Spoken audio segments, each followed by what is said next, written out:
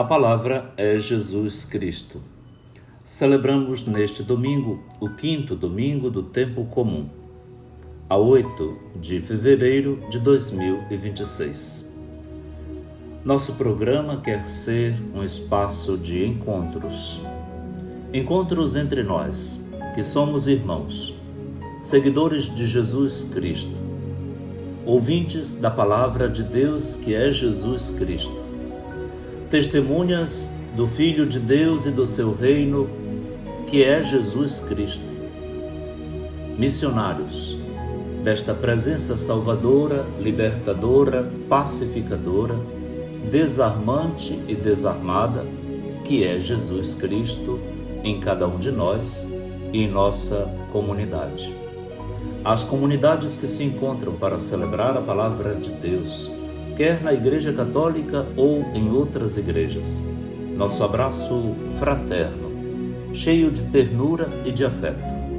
Aos pastores e pastoras que levam o povo congregado a ouvir a palavra de Deus, a partilha do dom do Espírito que nos motiva a ouvir, nos concede a luz e a sabedoria para acolher a palavra em toda a sua veracidade, em toda a sua extensão, o dom de Deus, nossos votos de bênçãos, de prosperidade no seu ministério e de frutuoso progresso na sua comunidade eclesial.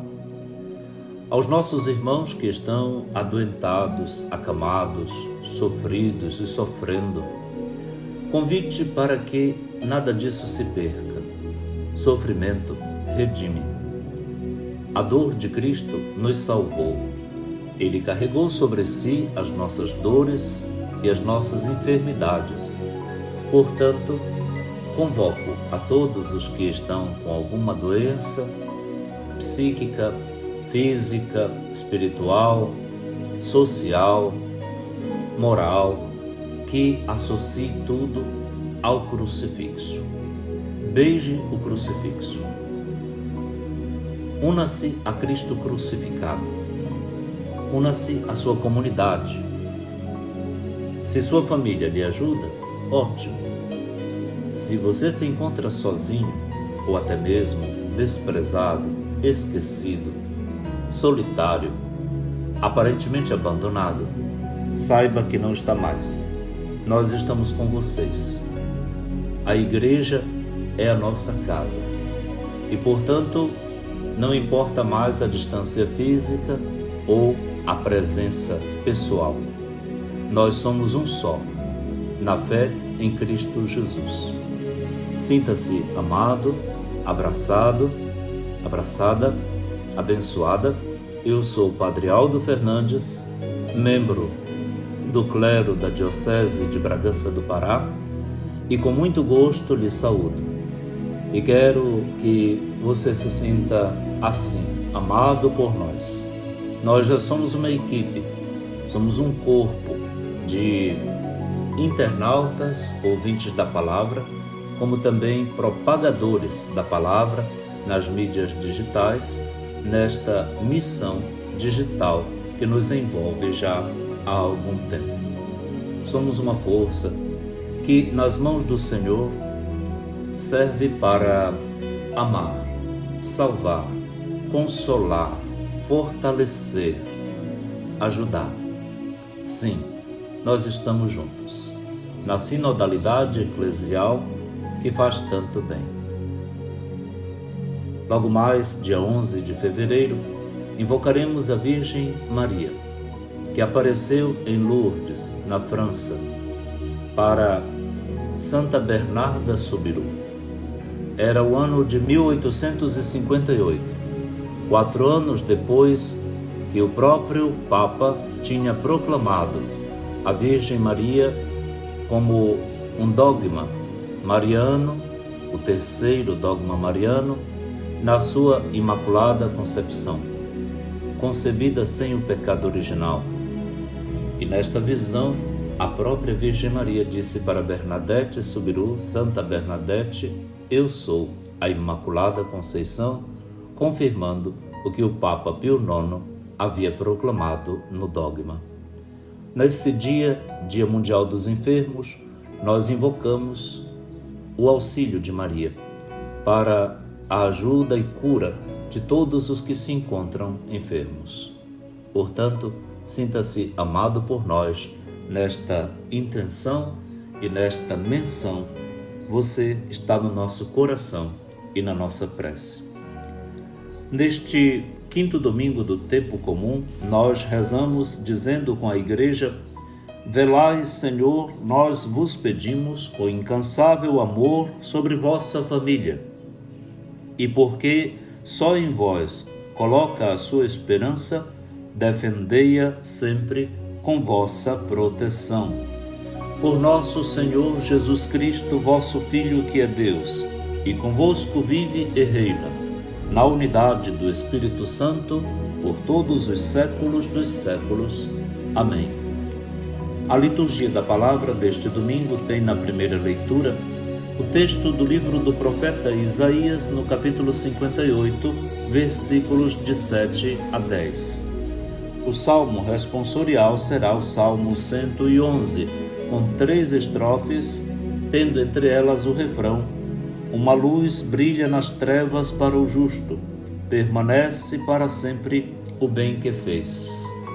A segunda leitura será da primeira carta de São Paulo aos Coríntios, no capítulo 2, versículos de 1 a 5. E o evangelho será o de Mateus, no capítulo 5, versículos de 13 a 16.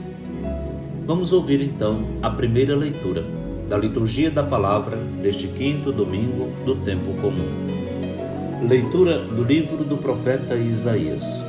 Assim diz o Senhor: reparte o pão com o faminto, acolhe em casa os pobres e peregrinos. Quando encontrares um nu, cobre-o, e não desprezes a tua carne. Então brilhará tua luz como a aurora, e tua saúde há de recuperar-se mais depressa. À frente caminhará tua justiça, e a glória do Senhor te seguirá. Então invocarás o Senhor, e Ele te atenderá. Pedirás socorro, e Ele dirá: eis-me aqui. Se destruíres teus instrumentos de opressão, e deixares os hábitos autoritários e a linguagem maldosa, se acolheres de coração aberto o indigente e prestares todo o socorro ao necessitado, nascerá nas trevas a tua luz, e tua vida obscura será como o meio-dia. Palavra do Senhor. Graças a Deus. Estamos no terceiro Isaías, a última parte do livro do profeta Isaías. Nesta parte já estamos numa perspectiva de reconstrução da vida pós-exílica. O desastre do exílio na Babilônia e também o desastre do exílio e da deportação na Assíria já foram suficientes historicamente para que a humanidade se dê conta de que o melhor é procurar o Senhor. De que forma? As religiões promovem isso. Mas procurar a Deus, ter uma espiritualidade, motivar-se espiritualmente para fazer o bem, exato, equivale à prática da justiça solidária com os pobres, com os indigentes. Por isso, Isaías elenca as práticas da misericórdia, as práticas do cuidado com aquele que está em situação deficitária em relação a mim. Repartir o pão com quem tem fome, acolher em casa os pobres e peregrinos, vestir as pessoas que têm tão pouco, estão quase nuas, prezar a própria dignidade corporal, a nossa carne. Tudo isso, 4 elementos, preparam a vida para brilhar.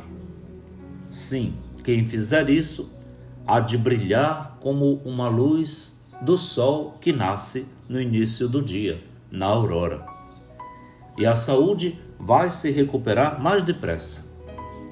Uma saúde que pode ser física, pode ser também a saúde da alma, do caráter, da moral, da boa fama. Sim, tem sempre tempo para que a gente mude de vida e seja melhor. 4 elementos acompanham os outros 4 primeiros. A luz vai brilhar na vida da pessoa, sua saúde se recuperará com rapidez, a justiça da pessoa que faz o bem vai caminhar à sua frente, a sua fama de justo, e a glória do Senhor seguirá esta pessoa. Que maravilha! 4 elementos da caridade, 4 ganhos, 4 recompensas da parte de Deus na vida da gente. Seja ambicioso por isso. Faça o que é bom e verá como a sua vida vai dar um salto qualitativo maravilhoso. Depois, vem aí as consequências maravilhosas. 3 pelo menos. Tu, se fizeres tudo isso, invocarás o Senhor e Ele te atenderá. Pedirás por socorro a Ele, e Ele te dirá: eis-me aqui. Se tu destruíres os instrumentos de opressão, deixares os hábitos autoritários e a linguagem maldosa, se tu empreenderes uma disciplina na tua vida, no teu falar, no teu pensar, no teu querer, então, se tu acolheres de coração o indigente e prestares todo o socorro ao necessitado, olha o que vai acontecer: nascerá nas trevas a tua luz, vida luminosa, e tua vida obscura será como o meio-dia, pleno sol, linda, bela. Quem sabe as belezas cosméticas que a gente procura, quem sabe esta mania de beleza externa que a gente tem, não esteja mesmo escondendo aquela feiura que a vida insiste em ter. Haveremos de ser belos por dentro, cheios do amor que nos espera. No fim, na tarde da nossa vida, seremos julgados pela prática da justiça solidária, da caridade e da misericórdia para com alguém. Comecemos logo. Um ótimo domingo para si e para os seus. Vamos ouvir a boa música católica. Já começamos muito bem o programa com essas dicas da Palavra de Deus. Daqui a pouquinho a gente volta para orar e meditar com o Salmo 111. Nós te desejamos todo o bem e daqui a pouco a gente volta a se ouvir. Um abraço e até logo.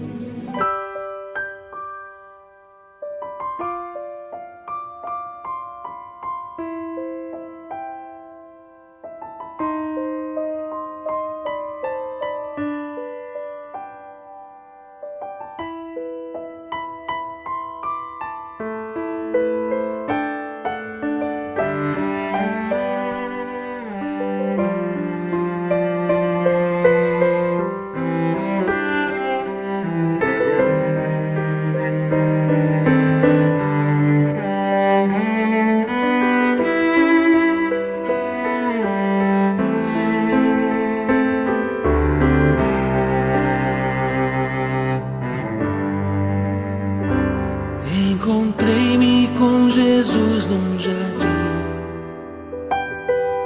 Nunca vi nada tão lindo assim. Minhas dores entreguei em suas mãos e Jesus foi falando pra mim das feridas que eu recebi. Não saíram sangue nem dor.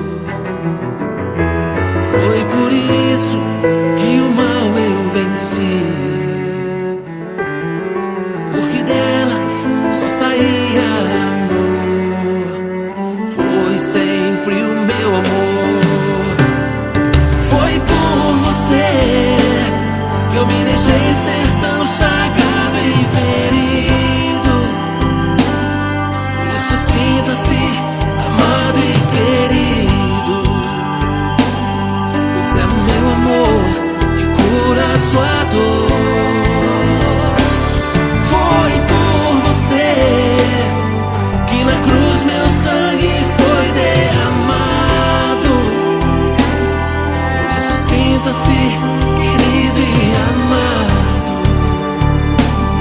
pois é o meu amor que cura a sua dor, que cura a sua dor.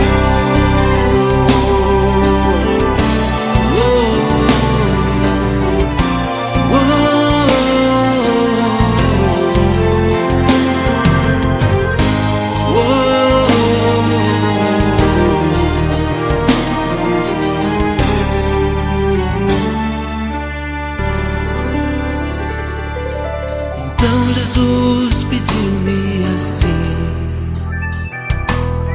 que as mágoas estivessem em mim, que elas não saíssem mais dor, e de hoje em diante só saísse amor, que seja sempre assim. Foi por você que eu me deixei ser tão estragado e ferido.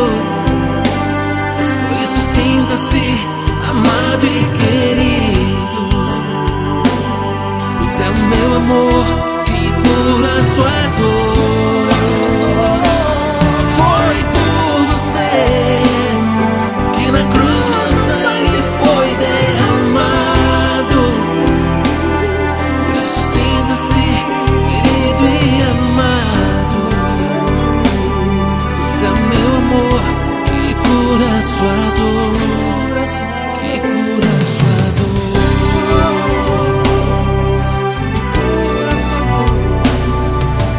Meu amor cura a sua dor. A palavra é Jesus Cristo. Nós temos agora a graça de ouvir e rezar com o salmista o Salmo 111, com 3 estrofes, tendo entre elas o refrão: uma luz brilha nas trevas para o justo, permanece para sempre o bem que fez. Primeira estrofe: ele é correto, generoso e compassivo. Como luz brilha nas trevas para os justos. Feliz o homem caridoso e prestativo, que resolve seus negócios com justiça. Refrão: uma luz brilha nas trevas para o justo, permanece para sempre o bem que fez. Segunda estrofe: porque jamais vacilará o homem reto, sua lembrança permanece eternamente, e não teme receber notícias más. Confiando em Deus, seu coração está seguro. Refrão: uma luz brilha nas trevas para o justo, permanece para sempre o bem que fez. Terceira estrofe: seu coração está tranquilo e nada teme. Ele reparte com os pobres os seus bens. Permanece para sempre o bem que fez, e crescerão a sua glória e o seu poder. Refrão: uma luz brilha nas trevas para o justo, permanece para sempre o bem que fez. O salmista começa este salmo dizendo: feliz o homem que teme a Javé e se compraz em seus mandamentos. Sua descendência será poderosa na terra. A descendência dos retos será abençoada. Na sua casa há abundância e riqueza. Sua justiça permanece para sempre. É dali em diante, então, que começa o texto que acabamos de ouvir. A liturgia recolhe aquilo que o Salmo contém para nos ajudar a rezar. Coloca em nossa boca aquilo que a comunidade, ao ouvir, é edificada pela graça do Senhor. Uma luz nas trevas está brilhando para o justo. Que luz é essa? As obras que ele faz. Hoje, a liturgia nos situa nestes dois polos de sentido, de grandeza da nossa existência. A luz e o sal, o sabor. Logo mais ouviremos no Evangelho. Esta luz brilha quando as trevas são vencidas. O que são estas trevas, em antônimo a este termo que a Sagrada Escritura transversalmente faz atravessar toda a literatura bíblica? É a luz que vem de Deus. Não é esta luz midiática das redes sociais que precisam de seguidores e de números e de pontos e de dinheiro, de monetização para poder aparecer. Hoje, quem está sob a lanterna, as luzes da ribalta na cena do teatro da vida e na cena geopolítica internacional? Quem tem muito dinheiro, quem promove muita morte, quem promove muito escândalo, quem explora os pobres, quem mata as pessoas, quem compromete a felicidade das nações. Sim, estas pessoas não saem dos holofotes da mídia internacional. Mas a luz para Deus não é esta. É evidente que aqui também não queremos falar de luz elétrica, luz da claridade física. Esta presta apenas como alegoria para comparar e perceber a utilidade de outra luz. Que luz é esta? A luz das boas obras. Você vai ser recordado pelo bem que fez. Vai permanecer para sempre este bem feito. Uma vez eu estava numa Semana Santa, numa cidade da minha diocese, e quando a procissão chegou à igreja, era a procissão da Sexta-feira Santa, com a imagem do corpo do Senhor morto, ali tem essa tradição. Então, na porta da igreja, naquela sexta-feira silenciosa, comovente, como cada ano ocorre, uma pessoa me falou de outra. Era uma autoridade do lugar. Me falava de uma pessoa que eu conheci bem. Conheci na sua alegria, expansibilidade, mas não era conhecida a quantidade de bens que esta pessoa fazia de modo bastante escondido ou sem grande publicidade. Ao menos não se falava dos bens que ela fazia assim. Foi aí que eu fiquei edificado, surpreendido, muito feliz, porque esta autoridade daquele município me disse: se eu cheguei até aqui, dou graças a Deus e a ela. Ela me ajudou muito, no tempo em que minha família era tão pobre, e ela também era pobre, mas partilhou comigo o que tinha e nós crescemos juntas. Esta pessoa já havia morrido. Esta referência não era uma referência de uma coitadinha ou de alguém que fica boa depois que morre. Esta referência era a lembrança de alguém que, ao me ver e sabendo que eu conhecia esta pessoa referida, lamentava que uma pessoa tão boa tivesse já falecido. Mas o bem que ela fez permanecia. Esta pessoa tinha defeitos, tinha pecados? Claro, como eu, como você que está me ouvindo temos. Mas o bem que aquela pessoa fez, e depois eu fiquei sabendo por meio de outras pessoas, outros bens que essa pessoa fez, partilhas, ajudas a pessoas pobres para estudar, para morar. O próprio sorriso desta pessoa era encantador, a alegria, contagiante. Tudo aquilo permaneceu. Sim, vão falar de você pelos bens que você fez. Portanto, faça o bem. Faça o bem sempre. Ame a todos. Ame sempre. Seja o primeiro a amar. Não espere que o outro dê o passo. Antecipe-se. Veja Jesus que lhe espera no outro. Na frente da Via della Conciliazione, no Vaticano, aí em Roma, para entrar no território do Vaticano, passa um rio. É o rio que passa dentro de Roma. Se chama Rio Tibre ou Tevere.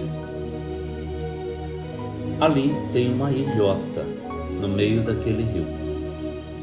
E dentro, em cima da ilha, tem um hospital. Há uma ponte que liga de um lado ao outro na Avenida Trastevere. Quem quer passar da avenida para dentro do hospital e quem quer sair do hospital para atravessar para o outro lado da Trastevere. O nome daquele hospital é Fate Bene, Fratelli. Irmãos, fazei o bem. Fate Bene, Fratelli. Fazei o bem, irmãos. Fique essa dica nesse momento em que acabamos de ouvir palavras tão estimulantes do salmista no Salmo 111.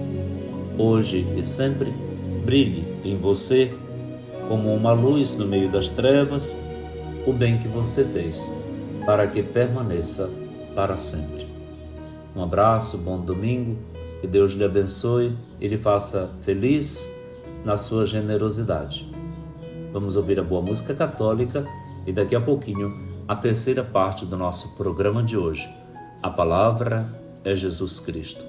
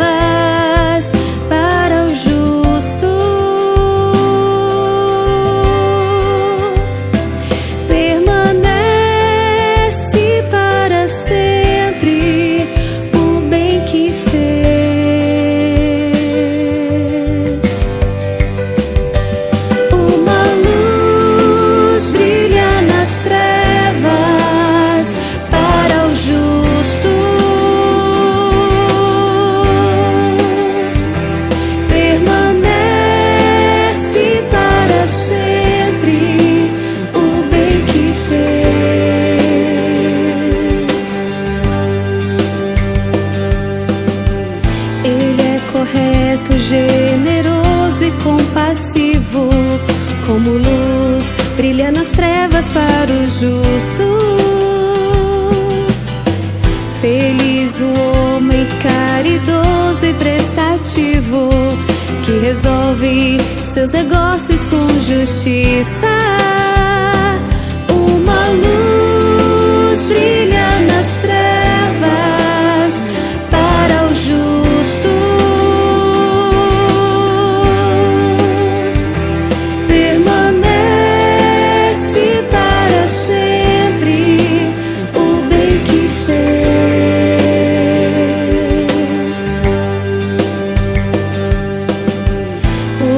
Jamais oscilará o homem reto, sua lembrança permanece eternamente. Ele não teme receber notícias más, confiando em Deus seu coração está seguro. Uma luz brilha nas trevas para o justo.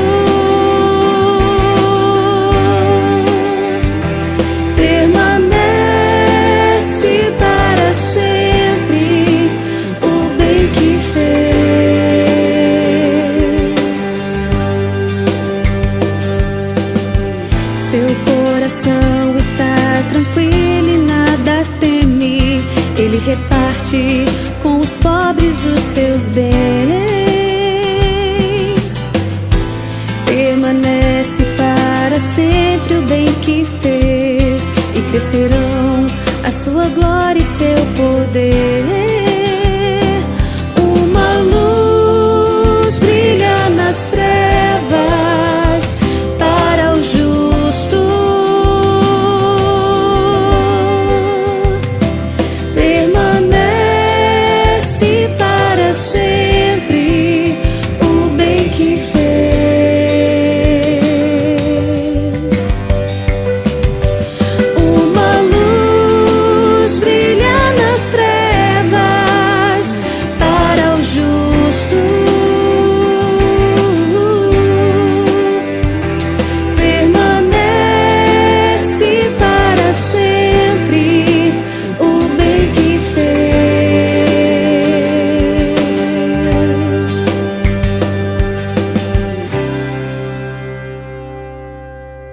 A palavra é Jesus Cristo.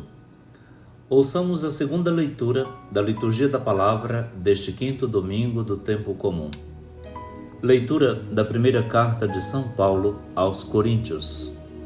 Irmãos, quando fui à vossa cidade anunciar-vos o mistério de Deus, não recorri a uma linguagem elevada ou ao prestígio da sabedoria humana. Pois entre vós não julgueis saber coisa alguma a não ser Jesus Cristo e este crucificado. Aliás, eu estive junto de vós com fraqueza e receio e muito tremor. Também a minha palavra e a minha pregação não tinham nada dos discursos persuasivos da sabedoria, mas eram uma demonstração do poder do Espírito, para que a vossa fé se baseasse no poder de Deus e não na sabedoria dos homens. Palavra do Senhor, graças a Deus. Como já tivemos ocasião de ver em outros momentos, Corinto era uma cidade rica, comercial, com mais de 500 mil habitantes, na maioria de escravos, cidade portuária na beira do mar Mediterrâneo.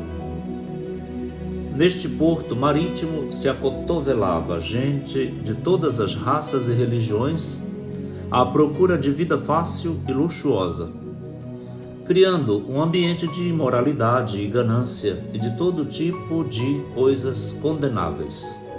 A violência aumentava, a ganância, os roubos, a desonestidade, a mania por poder e por aparecer. De tudo um pouco tinha em Corinto.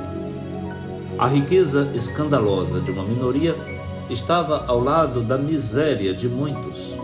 Surgiu, inclusive, por lá uma expressão bastante conhecida: viver à moda de Corinto, que significava viver no luxo e na orgia, ou no não fazer nada. Paulo, entre os anos 50 e 52, permaneceu em Corinto durante 18 meses.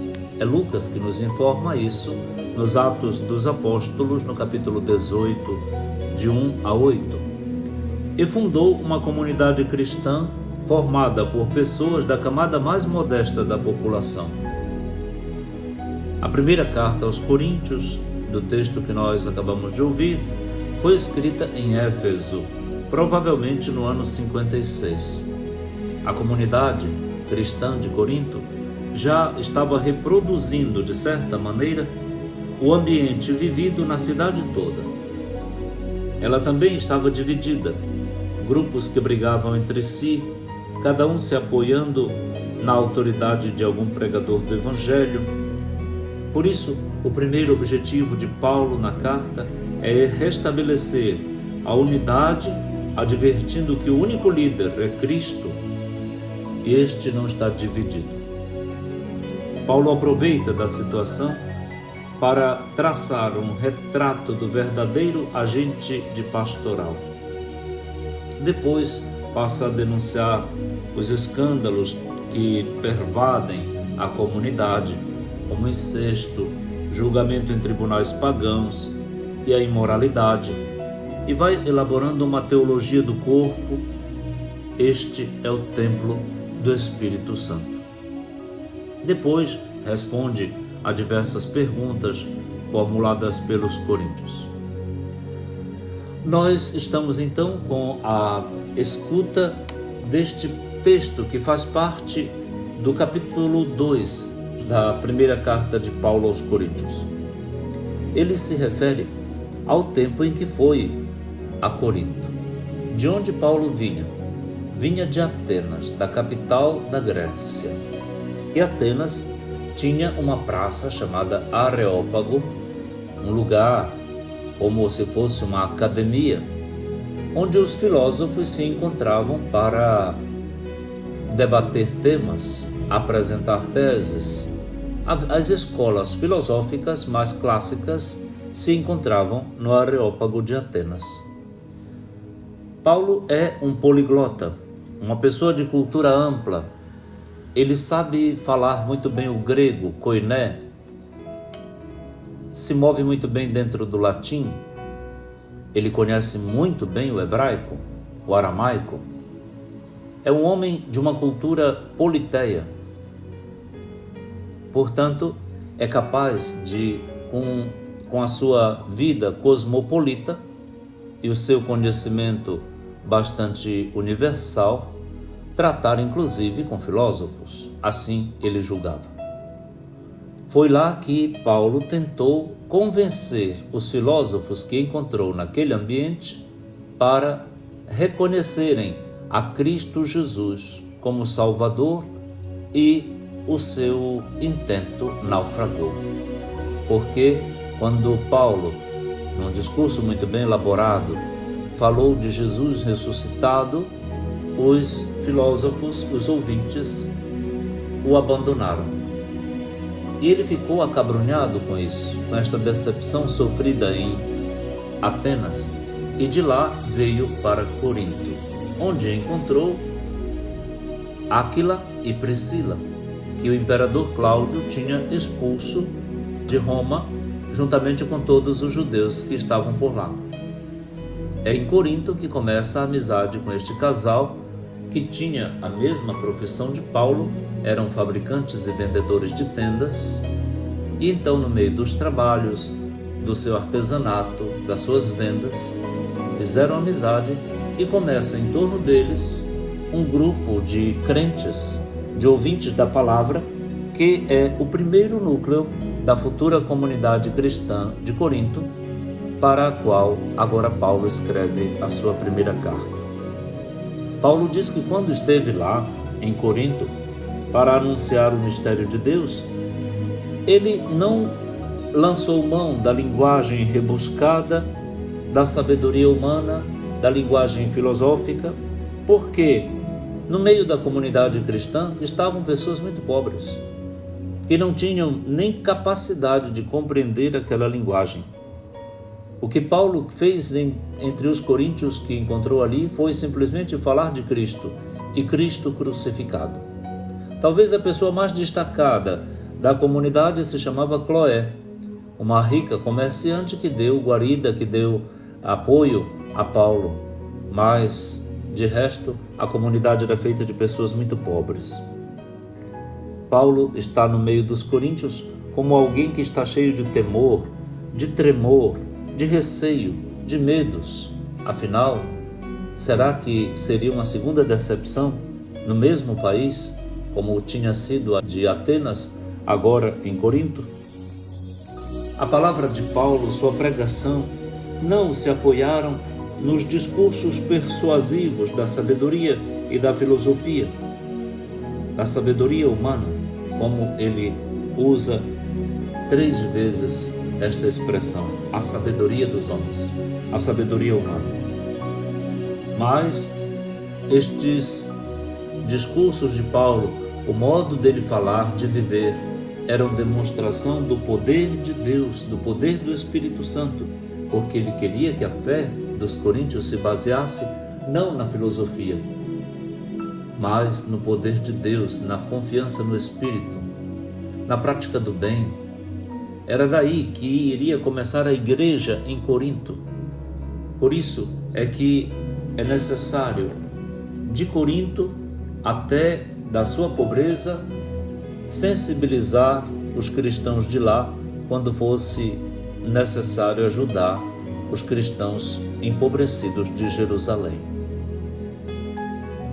Paulo então começa a arquitetar a igreja em Corinto a partir destes problemas, desta instabilidade, desta insegurança. O que vai ficar de Corinto é o bem a ser feito, os dons do Espírito que motivam o corpo, a corporalidade da igreja. É na primeira carta aos Coríntios que ele vai falar da maravilha, da metáfora do corpo, no capítulo 12, e do dom do amor, no capítulo 13 da primeira carta aos Coríntios, o belo hino à caridade. É nesse sentido, então, que nossas comunidades devem surgir da prática do bem, sem complicar, sem ganância de poder, de cargos. O que tem estragado as nossas comunidades são os nossos irmãos que entram nelas para brilhar com uma luz que não vem da prática do bem, vem da ganância de poder e de aparecer dentro das nossas capelas. Que coisa triste! A ganância por dinheiro, mas qual dinheiro? Que é tão pouco aquilo que nosso dízimo recolhe, que nossas comunidades oferecem. Quem tem mania de ganância por dinheiro não deve ser escolhido como coordenador de comunidade de jeito nenhum. É uma pessoa escura, não brilha, não é uma luz, é uma treva. Deve ser escolhido para coordenar comunidades, pastorais, movimentos, serviços, campanhas para fazer o bem, uma pessoa que não tenha esta mania por dinheiro e poder, minha gente. Porque são os males das nossas igrejas, de todas, católicas e não católicas, das comunidades menores e das matrizes paroquiais, das catedrais e de todos os organismos. Esta idolatria do dinheiro e do poder. Você está doente assim? Você que coordena, você que é coordenador e que não é o tesoureiro. Normalmente o coordenador quer ter a posse do dinheiro da comunidade. Está errado. Quem deve administrar o dinheiro da comunidade e prestar contas, com notas, com probatória, é o tesoureiro, não o coordenador. O coordenador vai dirigir outras coisas. Um coordenador que queira guardar o dinheiro da comunidade não deve ficar, ele deve ser demitido pelo pároco. Você que está me ouvindo, se dê conta de que isso aqui é, sim, estruturante na nossa igreja. Você que é coordenador não é para ficar com o dinheiro da comunidade. Não foi constituído para isso. Você não tem autoridade para isso. O seu ministério não é esse. Mas eu preciso, peça ao tesoureiro. E ele deverá prestar conta, lhe fazer assinar recibos do que lhe deu e as notas que você gastou deve passar para ele. Claro! O que nós estamos precisando é de transparência nas nossas comunidades hoje, para que o povo creia, para que tenha credibilidade. Pessoas desonestas estão implodindo a igreja, as igrejas, em qualquer nível de serviço que assuma. Não estou falando de você, mas estou dizendo da realidade como ela está acontecendo. Vamos consertar nossas comunidades com coragem? Que Deus nos abençoe para que estas sabedorias humanas, que até aqui causaram tanto estrago, sejam substituídas pela sabedoria divina, pela leveza, pureza e pela luminosidade da nossa vida.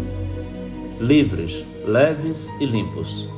Assim deverão ser todos os nossos ministros e ministras nas comunidades. A todos bom domingo, que a graça de Deus lhe ilumine, lhe santifique, lhe converta. Vamos ouvir a boa música católica e daqui a pouquinho a quarta e última parte do nosso programa de hoje. Um abraço e até logo.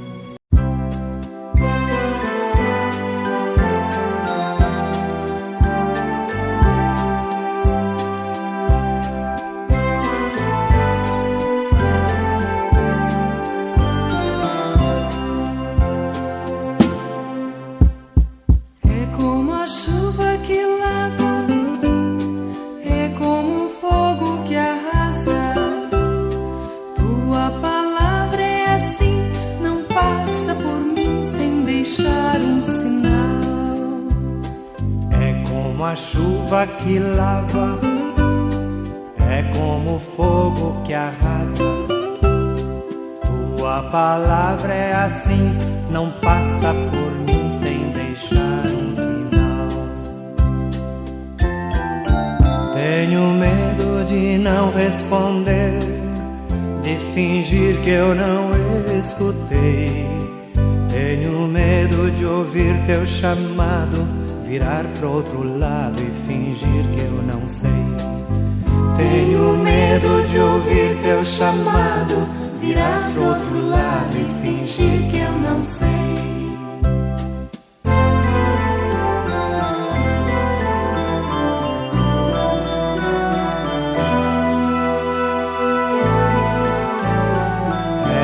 a chuva que lava, é como o fogo que arrasa. Tua palavra é assim, não passa por mim sem deixar um sinal. É como a chuva que lava, é como o fogo que arrasa. Tua palavra é assim, não passa por mim sem deixar um sinal. Tenho medo de não perceber, de não ver teu amor passar. Tenho medo de estar distraída, magoada, ferida e então me fechar. Tenho medo de estar distraída, magoada, ferida e então me fechar.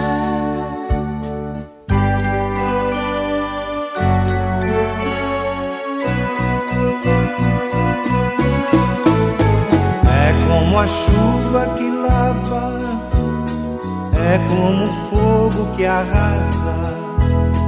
Tua palavra é assim, não passa por mim sem deixar um sinal. É como a chuva que lava, é como o fogo que arrasa. Tua palavra é assim, não passa por mim sem deixar um sinal. Tenho medo de estar a gritar e negar-te o meu coração. Tenho medo do Cristo que passa, oferece uma graça e eu lhe digo que não.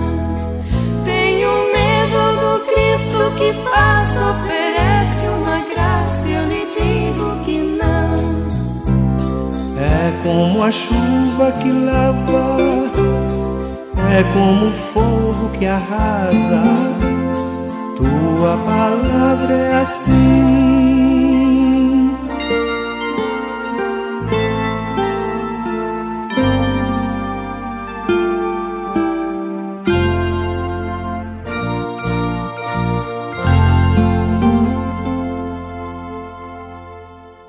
A palavra é Jesus Cristo. Celebramos hoje o quinto domingo do tempo comum, a 8 de fevereiro de 2026. E vamos ouvir a proclamação do Evangelho de Jesus Cristo segundo Mateus, no capítulo 5, versículos de 13 a 16. Naquele tempo disse Jesus a seus discípulos: Vós sois o sal da terra. Ora, se o sal se tornar insosso, com que salgaremos? Ele não servirá para mais nada, senão para ser jogado fora e ser pisado pelos homens. Vós sois a luz do mundo. Não pode ficar escondida uma cidade construída sobre um monte. Ninguém acende uma lâmpada e a coloca debaixo de uma vasilha, mas sim num candeeiro, onde brilha para todos os que estão na casa.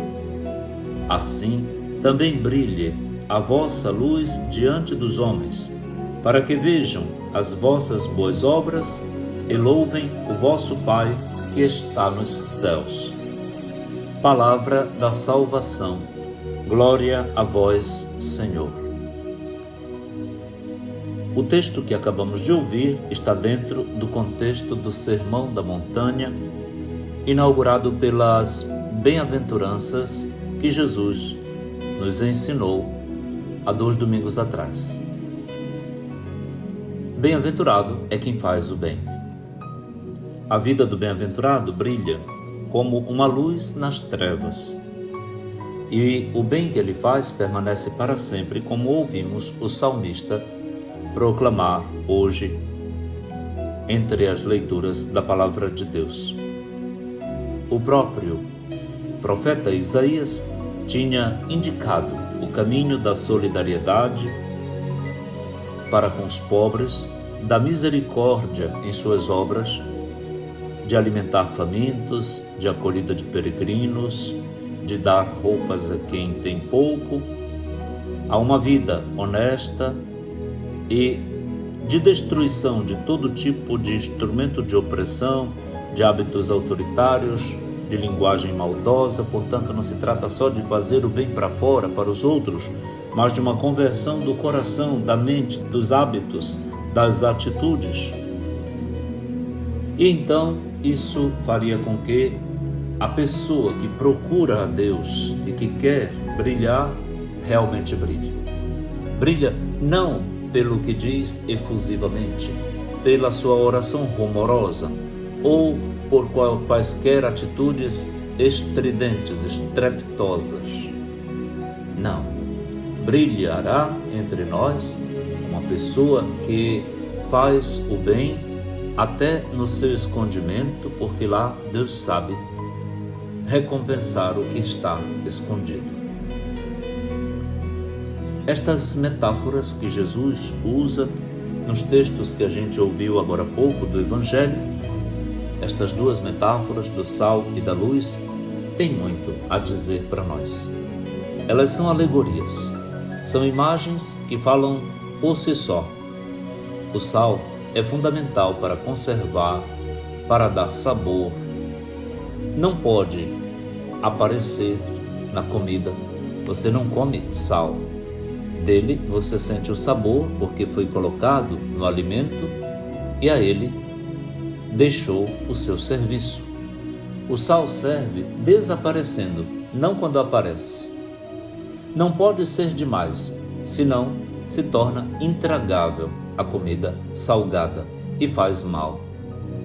Não pode ser de menos, senão estraga o sabor e estraga até a própria comida e faz mal. O sal é um elemento que nos ajuda a ter a prudência, a temperança, a justiça, a fortaleza, as virtudes cardeais na medida certa. Muito sal ou pouco sal é prejuízo na certa. Como também se você transfere isso na vida de uma pessoa, de um coordenador, de um padre, de alguém, na sua vida mesma. Se você for do tipo invasivo, que entra em todo lugar, que quer aparecer, que quer sempre chamar a atenção sobre si, você está frito. Mas muito mais frito está quem tem que lhe suportar. Portanto, discipline-se. Você pode estar esmagando os outros. Você está incomodando, importunando, não servindo. Aprenda isso do sal. Aprendamos a lição do sal. Ela coloca a gente no lugar certo, na hora certa, na medida certa. Saber entrar e saber sair. Saber quando é a nossa vez de falar ou de calar. De escutar e de aprender ou de propor e ensinar. Pedir a Deus esta sabedoria, que não é a sabedoria dos livros, sabedoria livresca, acadêmica, filosófica, nem mesmo aquela teológica. Se trata de uma sabedoria que vem do Espírito e que coloca a gente na justa medida. A outra metáfora é a da luz. Uma realidade escura é tremenda, incerta, insegura, perdida, desvalorizada, sem futuro. Na escuridão, tudo se bloqueia, todo mundo se recolhe, cresce o medo, a insegurança. Com a luz, não. Aí tudo se esclarece, progride, tudo tende a melhorar. A luz é vida. Sem luz não tem botânica, sem luz não tem saúde. A luz é necessária. Fiat lux, disse o Senhor ao fazer a criação aparecer, faça-se a luz, e a luz brilhou nas trevas. A luz, então, aqui vem como metáfora para dizer que uma pessoa iluminada e iluminadora não fica escondida. E Jesus utiliza a outra metáfora da cidade. Uma cidade construída sobre um monte não pode ficar escondida. Qual é o nosso monte? O nosso monte é Cristo Jesus, é a palavra de Deus. E, portanto, se a nossa vida for construída sobre a palavra de Deus, não vai ficar obscurecida. Nenhum de nós precisa se preocupar em aparecer, porque a própria palavra de Deus é luz que brilha dentro de nós. e vai nos fazer aparecer sim, pelo bem que a gente faz, por aquilo que a gente fala, pelo modo como administra, pela presença, pelo carisma que cada um de nós traz. Que beleza! A luz, de novo, como o sal, nos ensina coisas maravilhosas sobre a justa medida. Nenhum de nós olhe diretamente para a luz, não serve. A luz não quer que a gente aprecie a ela em si. A luz ensina que sozinha ela não resolve nada, que ela não precisa de ninguém lhe apreciando e lhe louvando. A luz é serva e é projetada sobre as superfícies que ela serve. A luz é utilitária, não é egoísta. Tem gente que quer ser o holofote ou ter todas as luzes sobre si. É aí que é triste, é aí que tudo sucumbe. É aí que todo projeto naufraga, na vaidade das vaidades. Vanitas vanitatis omnia vanitate. Vaidade das vaidades, tudo é vaidade. Tem gente vaidosa demais entre nós, é por isso que o nosso mundo está tão atrasado. Quando tem vaidade demais, tem retrocesso, involução. Tem gente que atrapalha demais com a sua vaidade. Imagina um governante vaidoso. Qualquer um de nós, vaidoso, ganancioso, chamando a atenção sobre si, o tempo todo preocupado como sua imagem vai aparecer, como será valorizado. Isso é a idolatria do ego, que se chama egolatria. Essas pessoas não ajudam a melhorar o mundo, não. Deixam o mundo mais atrasado, anticivilizado. E as nossas comunidades, que têm pessoas com esse perfil, não passam daquilo que aqui chegaram quando aquela pessoa chegou. E querem se manter no poder o tempo todo. E não admitem concorrentes. Não colaboram, querem aparecer o tempo todo e não admitem nenhuma concorrência, porque ninguém sabe fazer como eles sabem, ninguém sabe dizer como eles dizem, ninguém sabe escrever como eles escrevem, ninguém sabe produzir como eles produzem. O doutor Sabidão, o doutor Sabe Tudo chegou. Por favor, que coisa mais panaca, pateta, que patolada nas nossas comunidades. Que câncer nos países. Estamos numa cultura atrasada, embora com tecnologia sofisticadíssima, mas com estes imbrólios, com estes mondrongos, com estes monstros, a nível internacional, nacional e às vezes dentro das nossas comunidades, estes mondrongos que mais atrapalham do que ajudam. Veja como você está, se você é salgado demais ou se você é insosso demais, não presta. Veja como você está e atua, se você brilha demais, ofuscando os outros, tirando a beleza dos outros e atraindo olhares e apreciações e bajulações sobre si, adulações, querendo ser o tempo todo adulado, formando panelinhas e grupinhos de apoio. Isso é terrível de negativo. Não é coisa de Deus, não. Isso é do diabo. O Evangelho de hoje está gritando para que a gente se converta e a luz do Senhor brilhe em nós, para que Ele seja louvado naquilo que de bom a gente faz. Não nós queiramos fazer as coisas para merecer elogios. Quando você foi elogiado, já tem o que procurava. Procurava-se a si mesmo, não a glória de Deus. Procure a glória de Deus e a sua justiça, o reino de Deus e a sua justiça. O resto virá por sua conta. Não se preocupe. Que o Senhor nos abençoe, nos dê a graça de um feliz domingo e uma semana iluminada e iluminadora, desarmada e desarmante, pacificada e pacificadora. Bom domingo, com bênçãos e graças para todos. A palavra é Jesus Cristo. Pai nosso, que estais nos céus, santificado seja o vosso nome. Venha a nós o vosso reino. Seja feita a vossa vontade, assim na terra como no céu. O pão nosso de cada dia nos dai hoje. Perdoai-nos as nossas ofensas, assim como nós perdoamos a quem nos tem ofendido. E não nos deixeis cair em tentação, mas livrai-nos do mal. Amém. Abençoe-lhe o Deus Todo-Poderoso, que é Pai, e Filho, e Espírito Santo. Amém.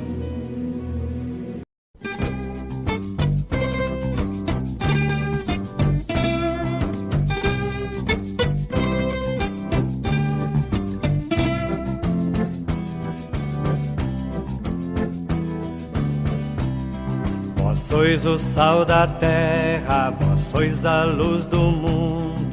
Ninguém mais quer o sal quando ele perde o seu sabor. Ninguém acende a luz para escondê-la logo após. O sal e a luz sou eu sou do povo do Senhor. O sal e a luz sou eu sou do povo do Senhor. Vós sois o sal da terra, vós sois a luz do mundo. Eu quero que esta vida tenha muito mais sabor. Eu quero que meu povo tenha muito mais amor. O sal e a luz sou eu sou do povo do Senhor. O sal e a luz sou eu sou do povo do Senhor.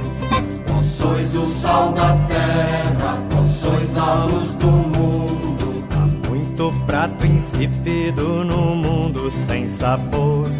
Há muita escuridão cegando o mundo sem amor. O sal e a luz sou eu sou do povo do Senhor. O sal e a luz sou eu sou do povo do Senhor. Vós sois o sal da terra, vós sois a luz do mundo. A vida sem tempero, muita gente sofre a dor.